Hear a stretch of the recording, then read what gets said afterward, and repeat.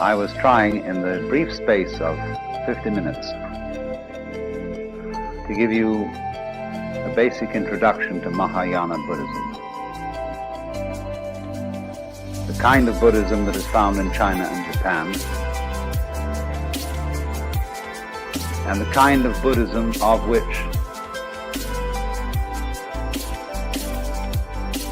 Zen Buddhism in particular is a subsect.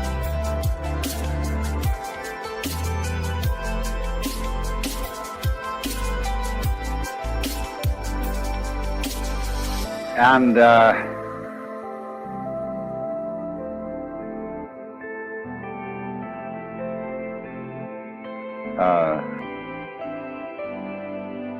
we are rather particularly concerned with Zen, since it has had such a fundamental influence in the shaping of Japanese culture and the arts of Japan.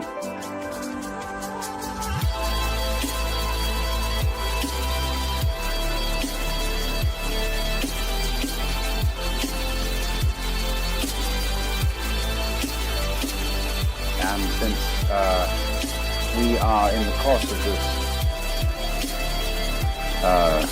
informal tour going to be visiting a good deal of Zen monasteries and seeing a great deal of Zen formed works of art, architecture, and so on. So I want to lead now tonight from Buddhism in general, or Mahayana Buddhism in general, to Zen in particular.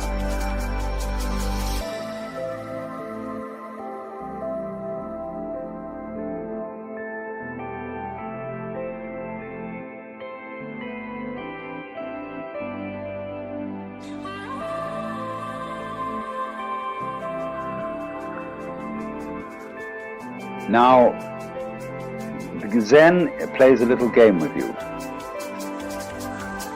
Whenever anybody like myself or Dr. Suzuki talks about Zen, all the other people say, because they talk about it, they don't understand it.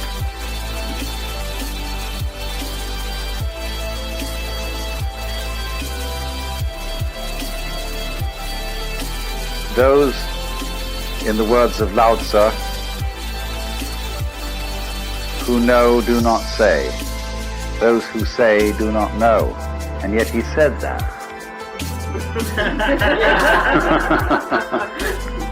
He wrote a book of several 80 chapters or so to explain the Tao and the De, its power, and nobody can help themselves. They've got to talk. Human beings are a bunch of chatterboxes. And when we've got something in our minds that we want to talk about, we talk. Now, poetry, though, is the great language, because poetry is the art of saying what can't be said. Every poet knows this. We're trying to describe the indescribable, and every poet also knows that nothing is describable. Whether you take some sort of ineffable mystical experience at one extreme, or whether you take an ordinary rusty nail at the other, nothing is really describable. In the words of the famous Count Korzybski, whatever you say something is, it isn't. We used to have a professor at Northwestern who would produce a match booklet in front of his class and would say to them, "What is it?" And they would say, "Match booklet." And he'd say, No, match booklet is a noise. Is this a noise? What is it? And so, to answer this, he'd throw it at them. That's what it is. So, in this way, you see, nothing can really be described. And yet, on the other hand, we all know perfectly well what we mean when we talk. If you shared an experience with somebody else, then of course you can talk about it. We can all talk about fire and air and water and wood because we know what it is. And there's no mystery. So in the same way, when it comes to discussing something so esoteric as Zen, it can be discussed. Only, Zen people play games with each other. They play little tricks. They test each other out by saying to somebody, I remember when I met Paul Reps for the first time, who wrote that lovely book, Zen Flesh and Zen Bones. And he said to me, well, he said, you've written quite a number of books by now. You must think you're pretty fancy. I said, I haven't said a word.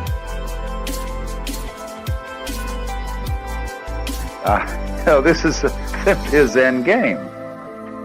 And people sort of feel each other out. There's a poem which says, when two Zen masters meet each other on the road, they need no introduction. Thieves recognize one another instantaneously.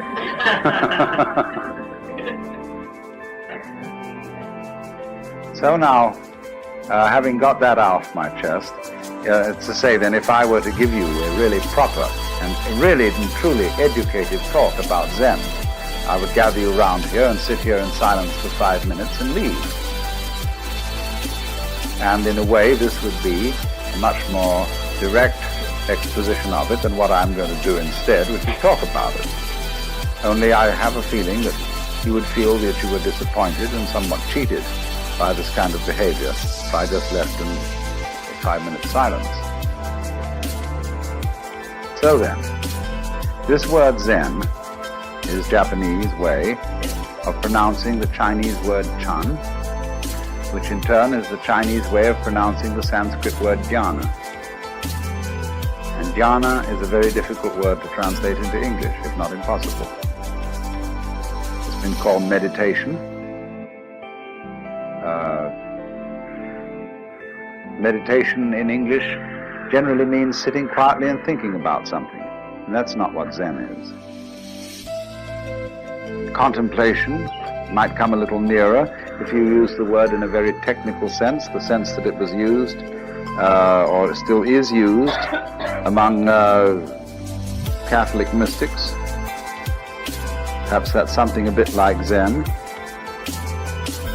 But again, contemplation, as we normally use the word, has a sense of inactivity, a sense of not doing anything, of being completely still and passive, whereas Zen is something highly active. So we really don't have an English word for jhana, Chan, Zen. But I would say that we do know what it is, because we do all sorts of things every day of our lives in the spirit. When, for example, you drive a car, most Americans, at any rate, drive cars since they were teenagers and are very expert drivers. And when they drive a car, they don't think about it. They're one with the car. Or when a rider of a horse is one being with the horse, when you watch a good cowboy or a cavalry rider, he's glued to the horse. He's like a centaur almost. As the horse moves, he moves. Which is in control? Is the horse riding the man or the man riding the horse? You practically don't know. Same way when you have an excellent dancing partner. Who leads? Who follows? It seems as if you are one body and you move together. That is Zen, that is jhana. And so in a wider sense, when a person doesn't react to life, on the one hand, or try to dominate it on the other, but when the internal world of one's own organism and the external world of other people and other things move together as if they were and indeed are one and the same motion, that is Zen. So you could say in a very, very simple way that the real concern of Zen is to realize, not merely to think, but to know in your bones that the inside world inside your skin and the outside world outside your skin, going out as far as anything can go into galaxies beyond galaxies, is all one world and all one being, one self. and you're it. And once you know that, then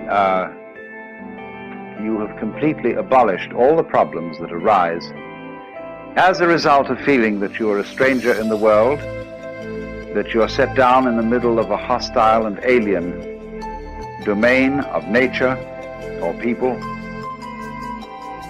who are not you. This whole sense of estrangement, foreignness to the world is overcome in Zen. Now, let me illustrate this a little before we go into Zen in any kind of technical way by a few rather superficial but nevertheless significant facts out of Japanese culture and the place of Zen in Japanese culture. Japanese culture is, as you may have noticed, or was, as you may have noticed, extraordinarily ritualistic. There is a right way of doing everything, a good form, a proper style. And nowhere is this more apparent than in such practices as the tea ceremony, or arranging flowers, or knowing how to dress, or knowing how to organize a formal dinner. The punctiliousness, the skill of these people in doing these things is quite remarkable. But in the same measure as they are very skillful at doing these things, they're very worried about it. The whole question, for example, of bringing presents to somebody else. Have they given us more than we've given them? Did we remember this occasion? Did we remember that occasion? These weigh very heavily on the Japanese soul. The debt which you owe to your parents, the debt which you owe to your country and to your emperor, immeasurable, infinite debt, never can be paid. All these weigh very heavily. And therefore, in Japan, until the sort of breakaway of modern youth with its westernized ideals, this is a very nervous culture, concerned about whether one is playing the ritual correctly. A culture like that needs an outlet, needs a safety valve, needs a way out of this thing. And Zen provides just that. And so, by contrast, when you meet a Japanese who is thoroughly trained in Zen, he is a different kind of personality altogether from ordinary Japanese. He is, in manners, not studiedly courteous, nor is he brusque, but he's simply at ease. He gives you his whole attention, so long as you give him your whole attention. If you start wandering and frittering, he's got work to do and he promptly leaves. But so long as you are wanting to talk to him, he is there for you and for nobody else. And he sits down, and he really sits. You know, he doesn't worry about whether he ought to be somewhere else. And so unable to sit with complete serenity in one place. You know, if you have half an idea that you ought to be worrying about something out in the garden, or that you ought to be cooking dinner, or that you ought to be down in your office or something, you can't sit where you are. You're not really there. You're a kind of gas balloon that keeps wanting to wander off. But these people, when you see, as you meet people connected with Zen, even sometimes the most neophyte, novice of a priest, has this atmosphere of knowing how to live in the present and not to be fidgety and giggly and worrying about whether he's done the right thing. That's very much Zen style. Even though at the same time, the Zen people do have a very exacting and demanding discipline. The function of this discipline is rather curious. is to enable you to be comfortable. It's to enable you, for example, to sleep on a concrete sidewalk on a cold, wet night and enjoy it. To relax completely under any situation of hardship.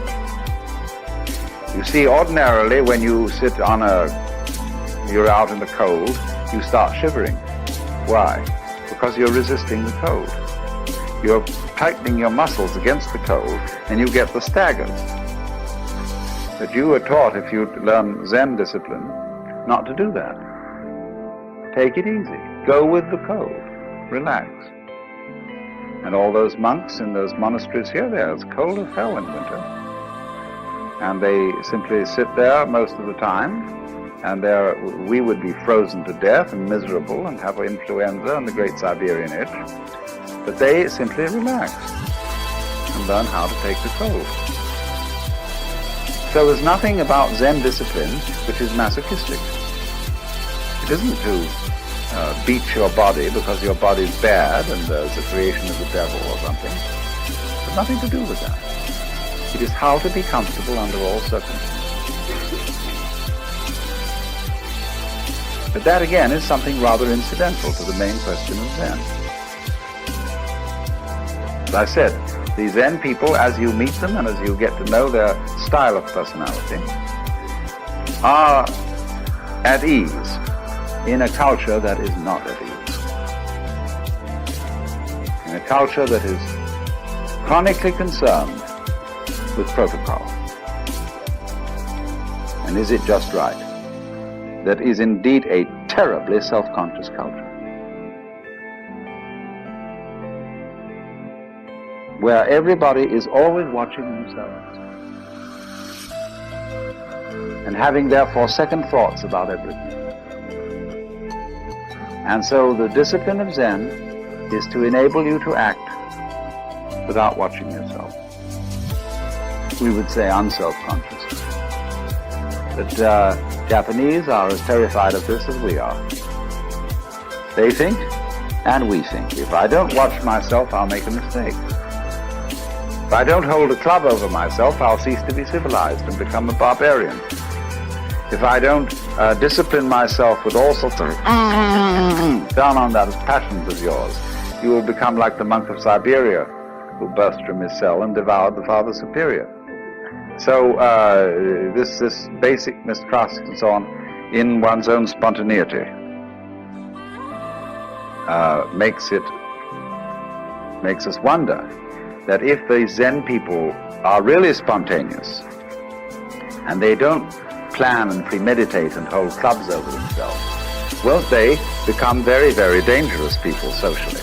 Won't they go out and rape their mothers and daughters and murder their grandmothers to inherit their fortunes and so on and so forth? And Zen people just don't do that. And yet they are perfectly spontaneous. So then, let me try then and indicate how this discipline called Zen actually works. This will involve a little bit of letting the cat out of the bag, but can't be helped. Let's go back to what I told you was fundamental to Buddhism. Buddhism is unlike other religions in that it does not tell you anything. It doesn't require you to believe in it. Buddhism is a dialogue. And what are called the teachings of Buddhism are nothing more than the opening phrases or opening exchanges in the dialogue. Buddhism is a dialogue between a Buddha and an ordinary man, or rather someone who insists on defining himself as an ordinary man, and thereby creates a problem. I quoted you this morning our saying that anybody who goes to a psychiatrist ought to have his head examined. And in exactly the same way, in this culture, anybody who goes to a guru, a spiritual teacher, or a Zen master, or whatever, ought to have his head examined. Or as the old Chinese master Tokuzan put it, if you ask any question, you get 30 blows with my stick. If you don't ask any question, you get 30 blows just the same. In other words, what the hell are you doing around here? Defining yourself as a student and defining me as a teacher. In other words, you have to raise the problem. And in the way of training of Zen, this is very clearly emphasized. If you go to a Zen teacher and you approach him in the traditional way, the first thing he will do is to say, I haven't anything to teach. Go away. Well, you say, what are these people doing around here? Aren't they your students? They say, well, they're working with me, but unfortunately, we are very poor these days. We don't have enough rice really to go around and make ends meet. And we can't take on anybody else in this community. So you have to insist to be taken in. Every postulant for Zen training assumes immediately that the teacher has given him the brush off in order to test his sincerity. In other words, if you really want this thing, you've got to work for it. That isn't the real point. The point is that you've got to make such a fuss to get in that you cannot withdraw gracefully after having made such a fuss to get in. Because you put yourself on the spot and you define yourself as somebody needing help or as somebody with a problem who needs a master in order to be helped out of the problem. So then when you've done this, in the old days, of course, and it's still the formal rule among the Zen monasteries here, that when you're a postulant and you want to come in, you have to sit outside at the gate for a week, or maybe only 5 days, in a position of supplication with your head on bowed down on the steps. And they let you in at night because they must give hospitality to any wandering monk, but you expect not to go to sleep any of those 5 nights, but to sit there in meditation. And they give you food. But you sit and you sit and you sit there and you make a damn fool of yourself, saying, I insist on getting into this thing. I insist on learning. I want to know what the secret of this master here is. And he's told you from the start that he doesn't have a secret and that he doesn't teach anything. But you insist that he does. See, that is the situation of everybody who feels that life is a problem to be solved. Whether you want psychoanalysis, whether you want integration, whether you want salvation, whether you want Buddhahood, whatever it is you define yourself as wanting, you created the problem. What is the real problem that everybody brings to these teachers? What is it all about? It's basically this, isn't it? Teacher, I want to get one up on the universe. I feel a stranger in this world. I feel that it's a problem in that having a body means that I am subject to disease and change and death. Having emotions and passions means that I am tormented by feelings which I can't help having, and yet it's not reasonable to act on those feelings without creating trouble. I feel trapped by this world. And so I want to get the better of it.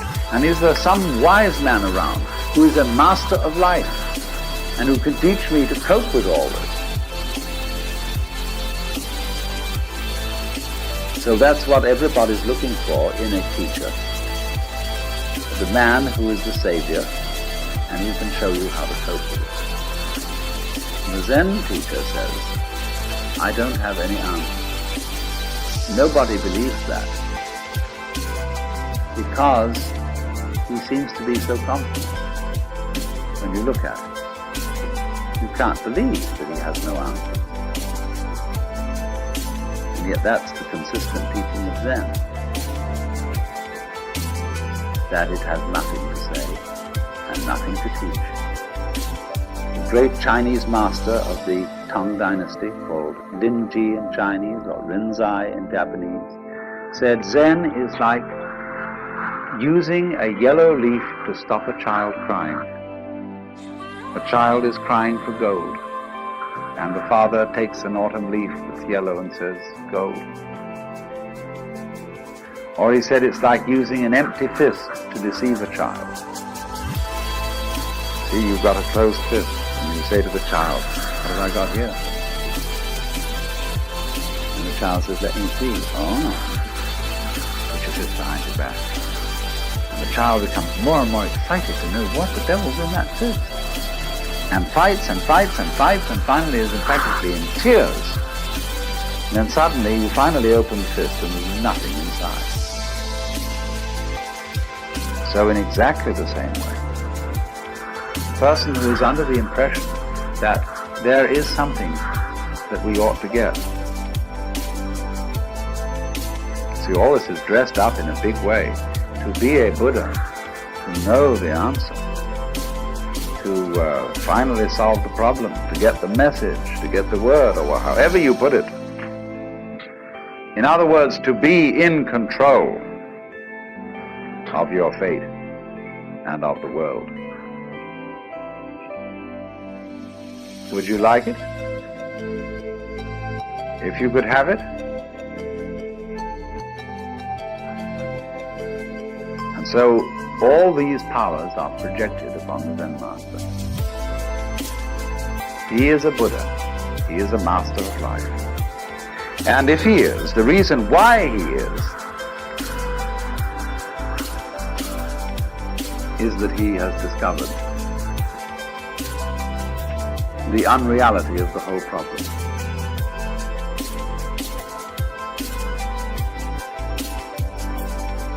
And so all these powers are projected upon the Zen master. He is a Buddha. He is a master of life. And if he is, the reason why he is that he has discovered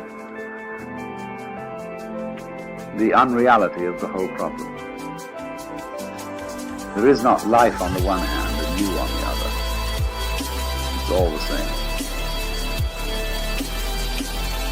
But you see, you can't tell people that. And just by telling, get them to see it.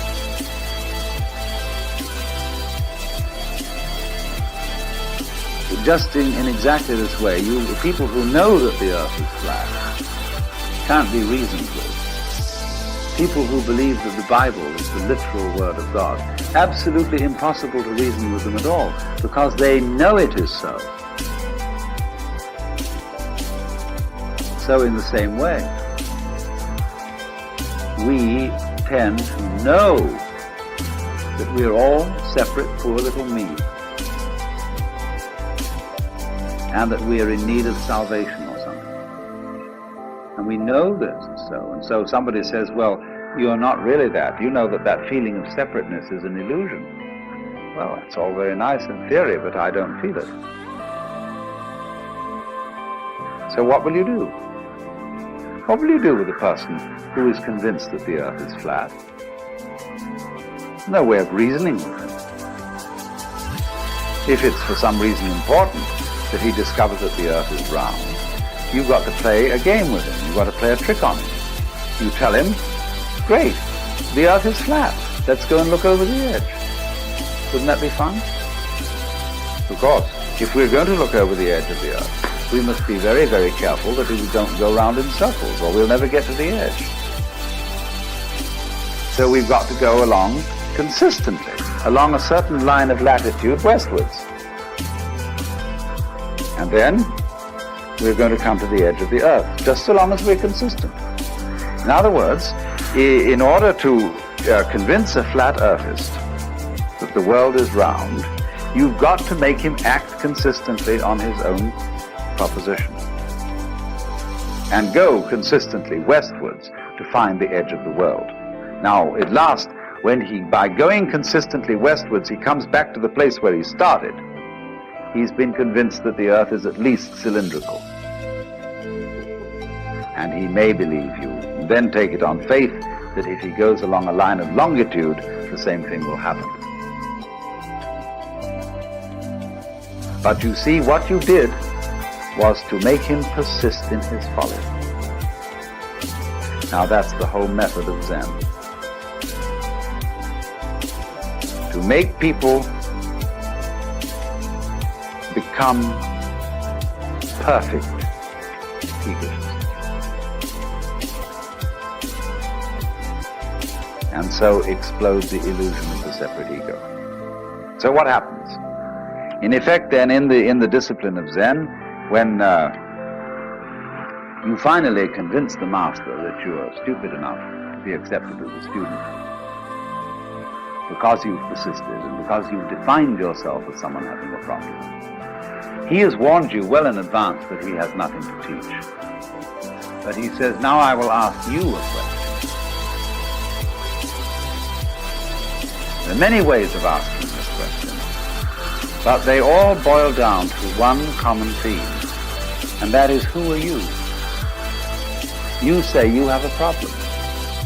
You say you would like to get out of the sufferings of life. You say you would like to get one up on the universe. I want to know who's asking this question. Show me you. And only they put it in such ways as, before your father and mother conceived you, what was your original nature? Questions like that. And they'll say, now, look, I want to be shown. I don't want a lot of ideas about who you are. I don't want to know who you are in terms of a social role. You know, that you have such degrees or you have such professional qualifications and such a name and such a family. Well, that's the past. I want to see you genuinely now. It's like saying to a person, now, don't be self-conscious, see? I want you right this minute to be completely sincere. Come on now. Well, nothing is better calculated to make a person incapable of sincerity. Because when relatives come and aunts and uncles and there's a little child and they want to review this child and see it, and the parents say to the child, darling, come on now and play for us. See, and the poor child is completely nonplussed. Doesn't know what to do. Because you cannot play on demand.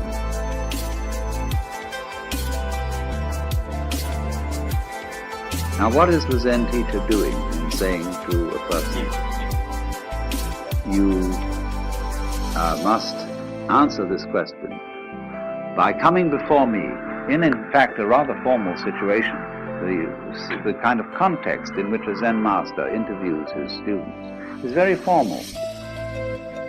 And there he sits, a sort of enthroned tiger. He's definitely, in this culture, a sensei, a authority figure. And so he's the last kind of person you can be spontaneous with. Because you feel that he knows you through and through. And that, do you know, ever read that story of Von Kleist about a man who has a fight with a bear? And the bear is a mind reader and always knows what move he's going to make. so that the man can never conquer the bear unless he makes a move which he doesn't think about first. How will you do that? And you get the same feeling with relationship to a Zen master. You feel that he is absolutely aware of everything phony about you. That he reads you like a book. But if you can't find a way of being not phony. Think about this a little. You see, we can arrange a group session, and this is a little game that's being played by lots of people, kind of psychotherapy. We can arrange a group session in which the gimmick is this, that when anybody says anything or does anything, the group or some section of the group challenges its sincerity and says, "Why are you coming on so strong? Are you trying to dominate us?" And you see, anything that you do can be interpreted in that way. Because the moment a group of people starts making comments on its own behavior, it is setting up a situation within the group which is analogous, say in a TV studio, to turning the camera on the monitor.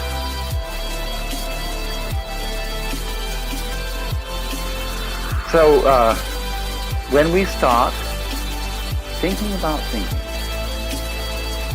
being aware of being aware, this is what is called in the Japanese the observing self. I watch myself all the time. See? You so But this is the price that human beings pay for having become self-conscious. Anxiety and guilt. Anxiety because, am I sure that I thought this out sufficiently carefully? When I left the house, did I turn off the gas stove? And incidentally, I remember turning it off, but can I trust my memory? I've learned to think about memory now, and I wonder if I can trust it. Maybe I better go back and look. I went back and I looked. But did I really see? I'm thinking about my sight and whether this is quite authentic. Did I look properly? Because you know how the unconscious can alter your senses. And so I better go and look again. See, soon now I've got into a sort of vicious circle where I'll never get away from the house.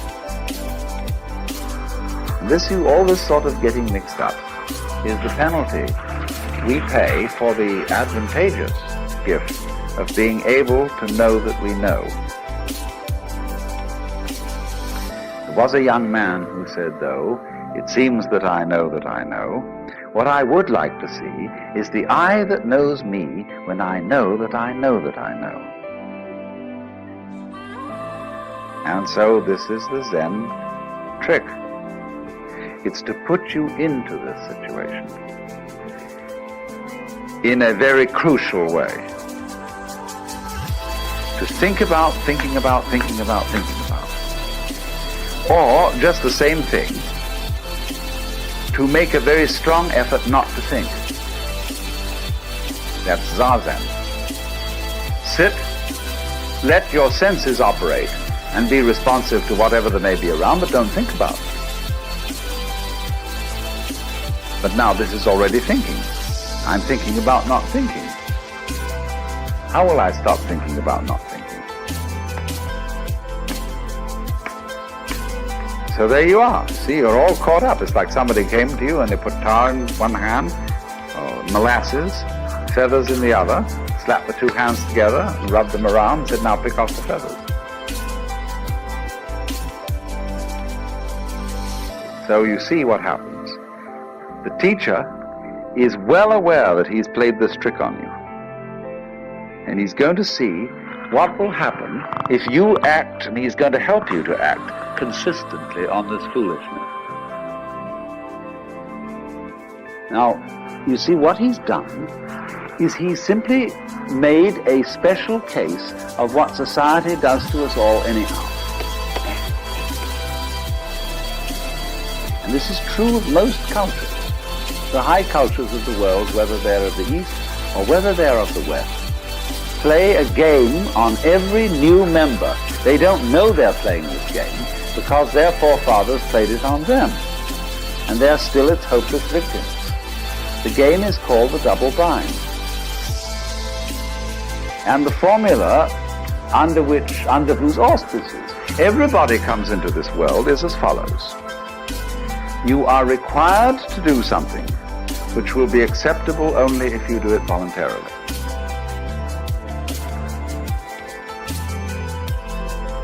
You must love me. You must go to sleep. You must be natural. You must be free. Listen to that. You must be free. Now what happens, you see? Society, the community into which every child enters, defines the child. We know who we are as other people react to us. So the other people say to us, you're an independent agent. You're responsible. You are a freely acting individual. But this is a commandment. And we obey it because we can't help it. Child has no way of criticizing this or of seeing there's something phony about it.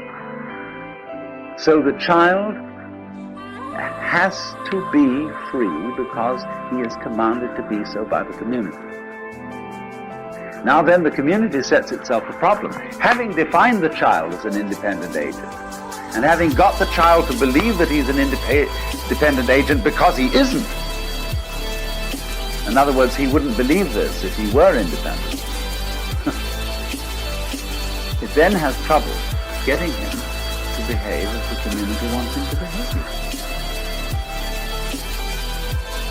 So they feel then there's something ornery about all children. They're born in original sin, and they're refractious and so on. Of course they are, because they've been defined in a self-contradictory way.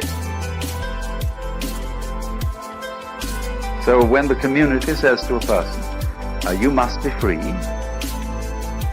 or when we are in a family relationship in which the members of the family are saying to each other, you must love me, it's your duty to love me, what a bunch of rot. Supposing one day you get up and you say to your wife, darling, do you really love me? And she replies, well, I'm trying my very best to do so. Is that the answer you wanted? No. You wanted her to say, darling, I can't help loving you. I love you so much I could eat you. You don't want her to try to love you. Yet that is what you put on people in almost any marriage ceremony. That you shall love this person. Thou shalt love the Lord thy God. Thou shalt love thy neighbor as thyself. This is a double bind. And anybody who lives under the dominance of a double bind lives in a state of chronic frustration, because he is devoting his whole life to solving a meaningless, nonsensical problem. Let's take the double bind that is the deepest of all. You must go on living. Now living is a spontaneous process. And to say to it, you must happen, is exactly the same thing as saying to any kind of creative artist, you must come through with the goods.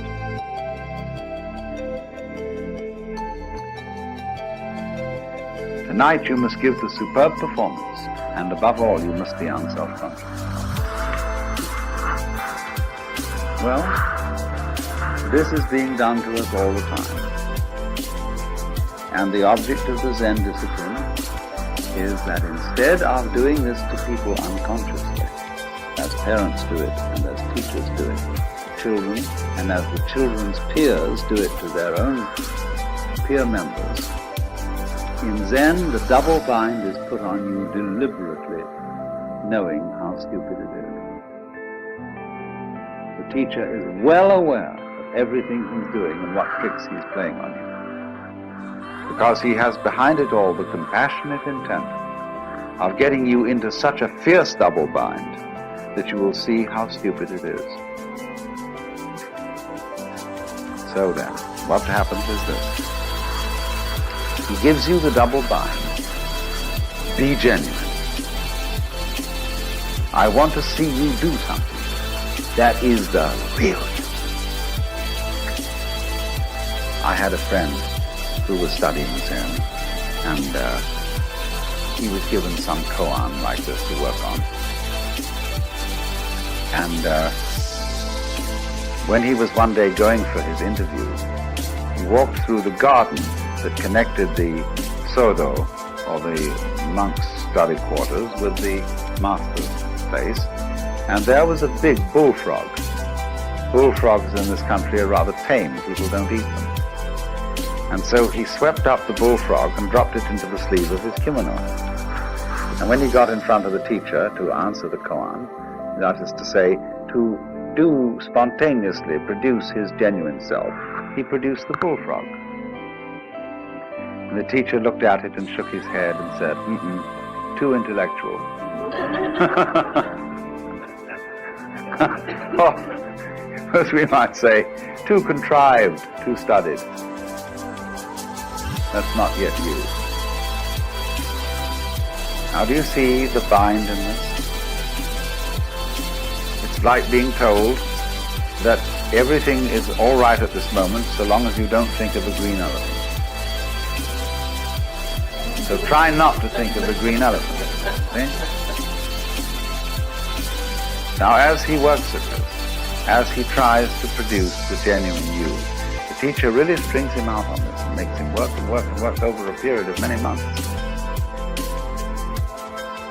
until he comes to the point of seeing this. There is nothing you can do to be genuine. The more you do, the phonier you are. But at the opposite extreme, there is nothing you can not do. That is to say, you cannot give up trying to be genuine.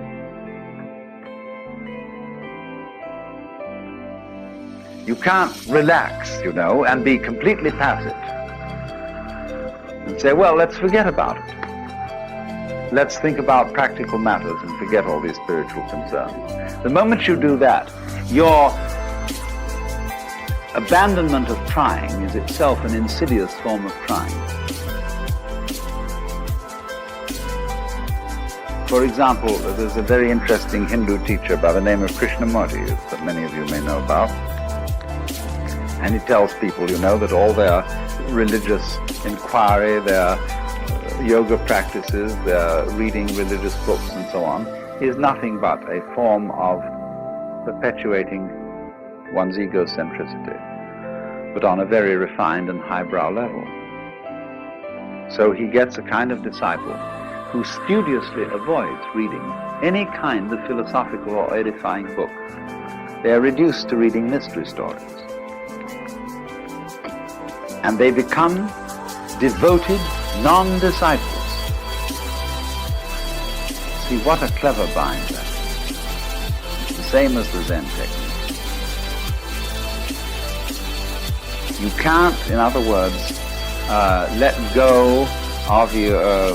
we've seen, my point was at the beginning, we saw that the way of Buddhism is to let go of yourself, to see that you live in a universe in which nothing can be grasped. Therefore, stop grasping. So here's the problem. I come and say to the teacher, teach me not to grasp. He'll say, why do you want to know? And he shows you But the reason why you want to stop grasping is that it's a new form of grasping. You feel that you will beat the game by being unattached. See, it's horrible to grieve when somebody you love dies. So maybe by being unattached to that person, I can avoid grief. It's pretty cold, isn't it?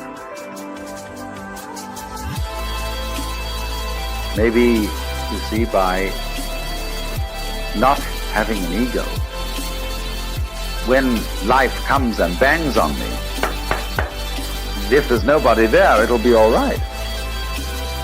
So that's why I want non-ego state. That's phony. All this is a new way of safeguarding and protecting the ego.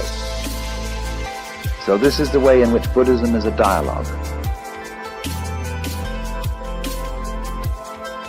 So you see, if you go back to fundamental primitive Buddhism, people say to the Buddha, I want to escape from suffering. Perfectly honest statement. All right? Realize that suffering is caused by desire. Try not to desire. So the student goes away and tries to eliminate desires by controlling his mind and practicing yoga. Comes back to the teacher and says, it's pretty difficult. But I have managed at least to get rid of some desire. The teacher says to him, but you're still desiring to get rid of desire. What about that one?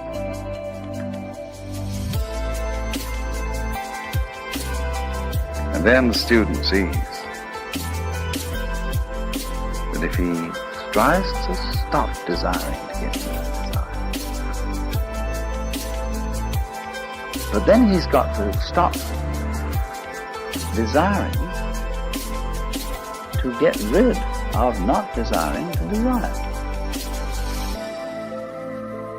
And suddenly he finds himself once more with molasses in one hand and feathers in the other. Absolutely tied up in a vicious circle.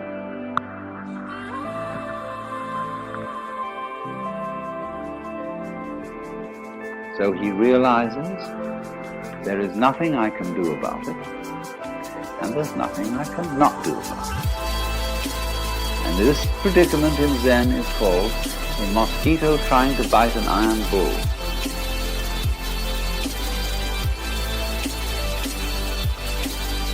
A position of such psychic extremity that nothing can be done about it.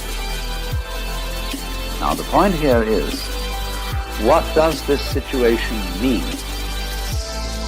When you find yourself in that kind of a trap, what's the meaning of the trap? Why, that's very simple. If there's nothing you can do, and also nothing you cannot do about a given situation, it means that you are phony. That, in other words, what we call a separate ego isn't there. Of course it can't do anything, because it is not an agent. And by virtue of the fact that it can't do anything, equally, it can't not do anything. It's completely phony. So what has happened is to expose the fiction of there being a separate ego, either to force its actions upon the world, or to have the actions of the world forced upon it as a puppet. This thing just doesn't exist, except as a figment of the imagination, or except as a game rule. Let's pretend everybody is responsible, is independent, is separate. Sure, that's a great game, but it's a game.